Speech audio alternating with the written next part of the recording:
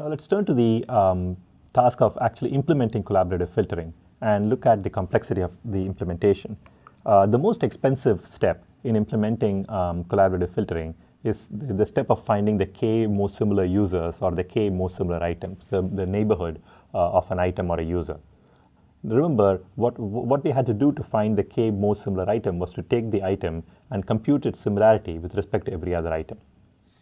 And this required us to compute, for example, a cosine or a centered cosine distance between the item of interest and every other item.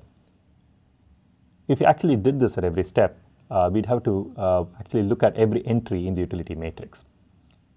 And so the complexity of doing that turns out to be the size of the utility matrix U.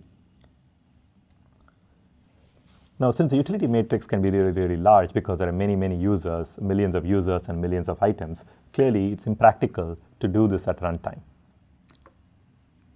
So what we really have to do is to pre-compute for every item the set of other similar items, or for every user the set of similar users. But even a naive pre-computation can take a really long time. Suppose there are n items and we are doing item-to-item collaborative filtering.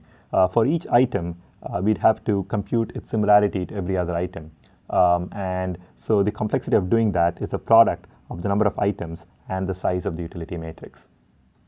Now, since the utility matrix can be really large and the number of items can be really large, the product of these two is clearly a very large number. And so even a naive pre-computation can be too expensive to do in practice. So how do we deal with this? Now, in previous lectures, we looked at a way of doing this. And that technique, those are the techniques for near neighbor search in high dimensions. For example, locality sensitive hashing. You can use something like LSH to take an item and quickly find a set of near neighbors to that item, or take a user and find a set of near neighbors to that user, and do that in advance. In practice, you might do something like this, once in a day, for example, or once every few hours.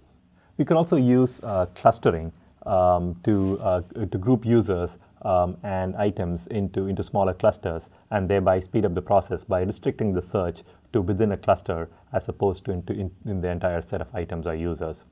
And finally, we can use a set of techniques called dimensionality reduction methods, which we'll cover in an upcoming lecture. What are the advantages and disadvantages of collaborative filtering? The biggest advantage of collaborative filtering is that it works for any kind of item. It doesn't matter whether the item is books or music or videos or news articles or people.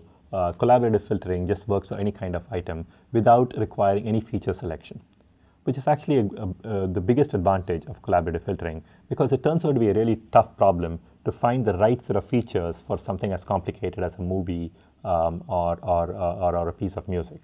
And it sort of also explains the huge popularity of collaborative filtering, because it sort of obviates this need for feature selection for complex things such as images and movies and music and so on. That said, collaborative filtering also has a number of disadvantages. The first of these is cold start. For collaborative filtering to work, you need enough users in the system who have rated enough items. Remember, we need to, given an item, we have to find a set of other similar items, or given a user, we have to find a set of other similar users. But if there are not enough users in the system, it's hard to find a match. The second problem is one of sparsity. Even when we do have enough users in the system, because there are so many items, typically there are millions of users and millions of items. Most users have not rated most items, and therefore the user ratings matrix is very, very sparse indeed. And it's hard to find a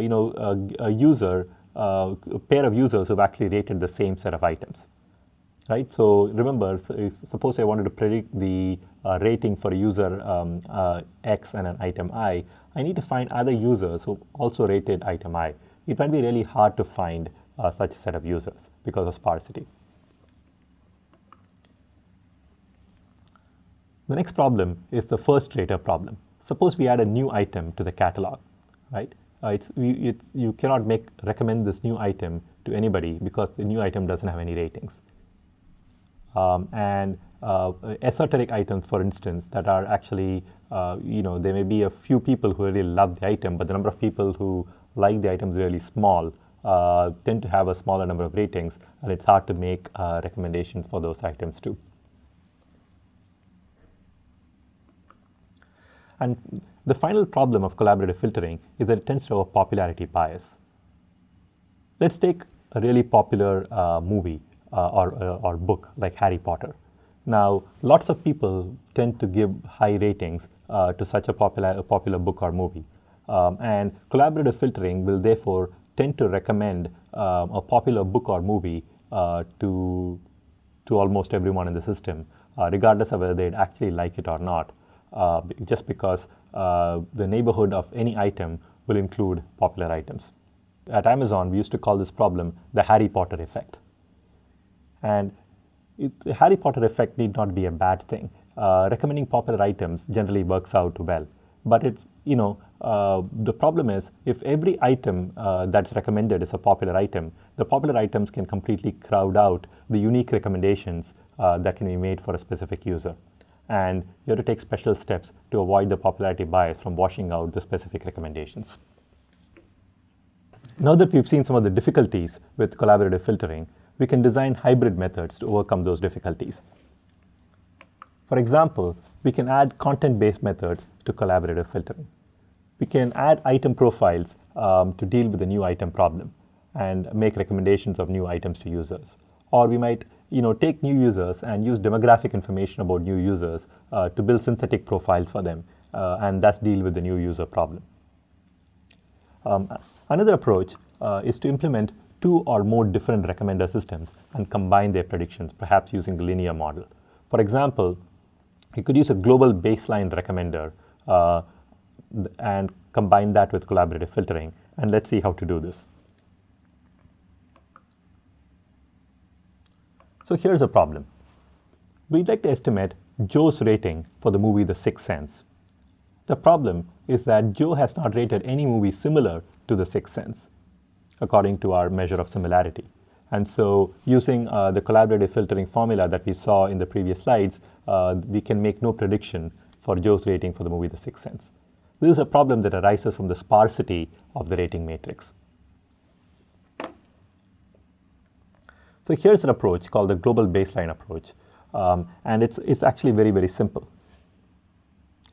Suppose in our system, the mean movie rating is 3.7 stars. 3.7 is the average rating for across all movies and all users.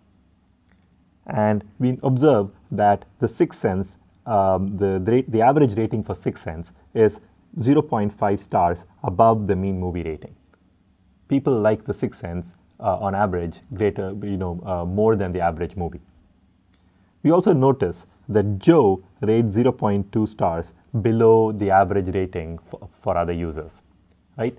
This is not Joe's rating for The Sixth Sense or for any specific movie, but if you take the average of Joe's rating, Joe turns out to be a tough rater, and his average rating is 3.5 stars as opposed to the mean rating of 3.7 stars. And so Joe's rating in general are 0.2 stars below average.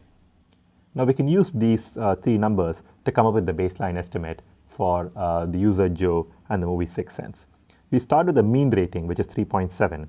Notice that the Sixth Sense is 0.5 stars above average, and then we subtract the 0.2 because Joe's rating is on average 0.2 stars below the average rating, and we predict that Joe will give the Sixth Sense 4 stars. Notice that in this case, we have not used any specific information about the movies Joe has rated, or we don't need Joe to have rated any movie similar to Sixth Sense in order to make this prediction. All we need is to have enough users and who have actually rated the Sixth Sense, so that we can actually compute an average rating for the Sixth Sense.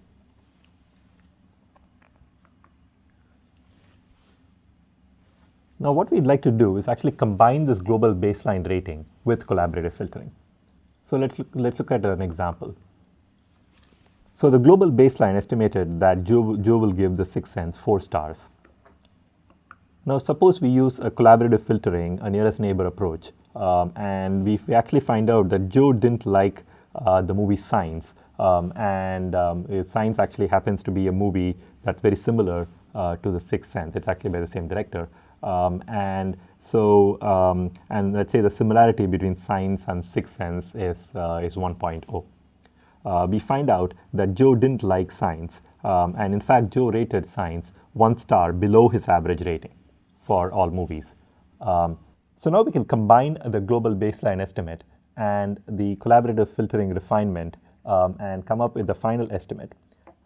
So since the global baseline estimates that Joe will rate The Sixth Sense 4 stars, whereas the collaborative filtering gives it a -1 below his average rating, so we can just add those two ratings and predict that Joe will rate The Sixth Sense 3 stars.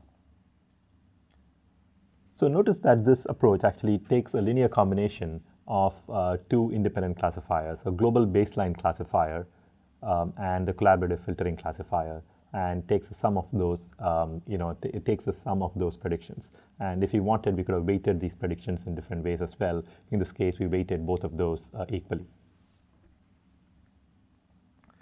So finally, here's the formula that you can use to implement the combination between the global baseline and collaborative filtering.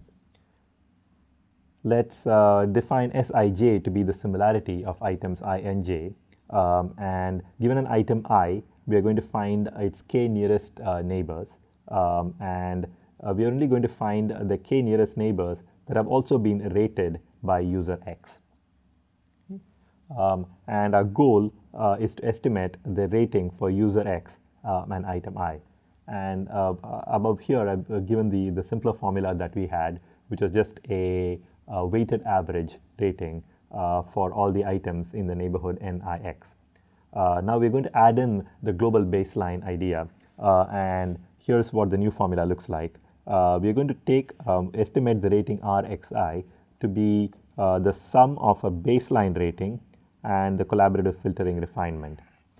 Bxi here is the baseline estimate, and the baseline estimate for user X and item I is itself the sum of three components. Mu, which is the overall mean movie rating in the system.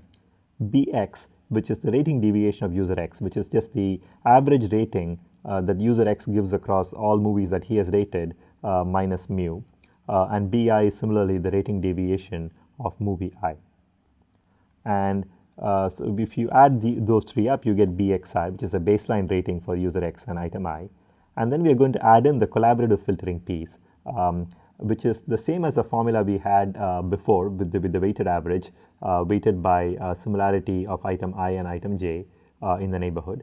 However, instead of using Rxj, which is the rating of user X for item j, we're just going to subtract out the baseline piece and only look at the deviation in the rating for the item from the baseline. Since we've already added the baseline piece, we don't want to double count it in the second piece here as well. So we subtracted out the baseline ratings from the collaborative filtering piece.